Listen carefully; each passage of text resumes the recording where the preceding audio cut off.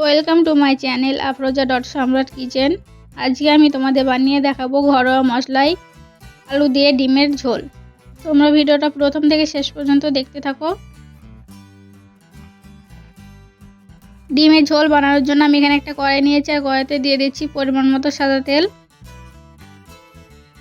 এবার আমি খুন্তি দিয়ে তেলটাকে চার সাইডে ছড়িয়ে দিচ্ছি যাতে ডিমটা ভাজার সময় লেগে না যায়। এবার তেলটাকে খুব ভালোভাবে গরম করে নেব। তেলটা গরম হয়ে গেছে, এবার আমি আগে থেকে সিদ্ধ করে রাখা ডিমটা দিয়ে দিচ্ছি তেলের মধ্যে। এখানে আমি 4টে ডিম নিয়েছি। তো দেখো আমার ডিম 4টে দেওয়া হয়ে গেছে। এবার আমি দিয়ে দিচ্ছি হাফ চামচ হলুদ গুঁড়ো আর হাফ চামচ লঙ্কা গুঁড়ো। এবার লঙ্কা গুঁড়ো আর হলুদ গুঁড়োটাকে দিয়ে ভালো করে ডিমগুলোকে আমি ভেজে নেব।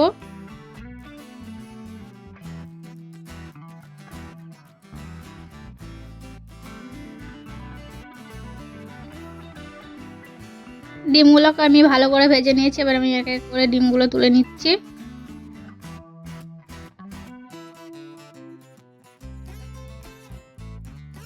সব ডিমগুলো তোলা হয়ে গেছে। এবার আমি বাকি অবশিষ্ট তেলে দিয়ে দিচ্ছি 1 টুকরো দারচিনি, 2টো এলাচটাকে আমি ফাটিয়ে দিয়েছি, আর 2টো শুকনো লঙ্কা, একটা তেজপাতা আর হাফ চামচ গোটা জিরে। ফোড়নটাকে হালকা করে আমি ভেজে নেব। এবার আমি এখানে দিয়ে দিচ্ছি 1 চামচ লঙ্কা গুঁড়ো আর 1 চামচ কান্দা মশলা। তো তেলের ওপর এই মশলাগুলো দিলে খুব সুন্দর একটা কালার আসে। আর এখানে আমি যে পেস্টটা ব্যবহার করছি, এখানে একটা বড় সাইজের পেঁয়াজ কুচি, 7 থেকে 8 কোয়া রসুন, 1 ইঞ্চি আদা, একটা কাঁচা লঙ্কা আর একটা কাঁচা টমেটোকে আমি ভালো করে পেস্ট করে নিয়েছি। এবার আমি মশলাটাকে ভালো করে কষিয়ে নেব। তো দেখো মশলাটা কষানো হয়ে গেছে আর মশলা থেকে তেল ছেড়ে দিয়েছে। এখানে আমি এবার কিছু গুঁড়ো মশলা অ্যাড করব।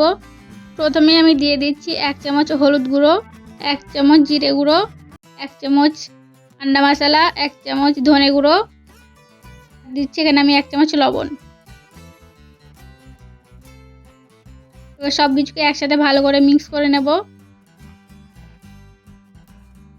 সব কিছু ভালো করে মিক্স করা হয়ে গেছে। এবার আমি এখানে দিয়ে দিচ্ছি ভেজে রাখা আলুগুলো দিয়ে দিচ্ছি। আলুগুলোকে আমি লবণ, হলুদ আর লঙ্কা গুঁড়ো দিয়ে ভালো করে ভেজে নিয়েছি।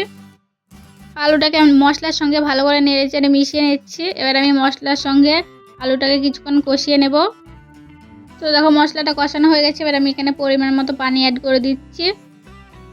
তোমরা যতটা গ্রেভি করতে চাও সেই অনুযায়ী পানিটা দেবে।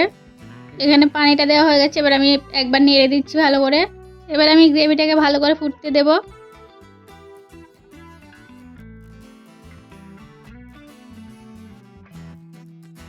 গ্রেভিটা ভালোভাবে ফুটে গেছে। এবার আমি ভেজে রাখা ডিমগুলো দিয়ে দিচ্ছি।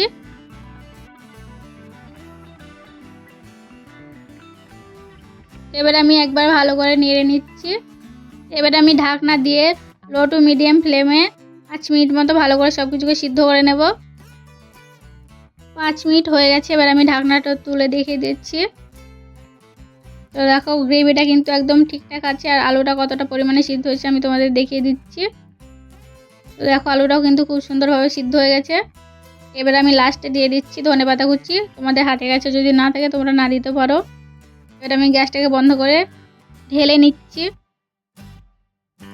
তো দেখো আমাদের ঘরোয়া মশলায় আলু দিয়ে ডিমের ঝোল একদম রেডি হয়ে গেছে। দেখতে পাচ্ছ কতটা সুন্দর হয়েছে, আর খেতেও কিন্তু খুব সুন্দর হয়েছিল। তো তোমরা এরকমভাবে অবশ্যই একবার বাড়িতে ট্রাই করো। আর আজকে ভিডিওটা কেমন হয়েছে অবশ্যই আমাকে কমেন্টে জানাবে।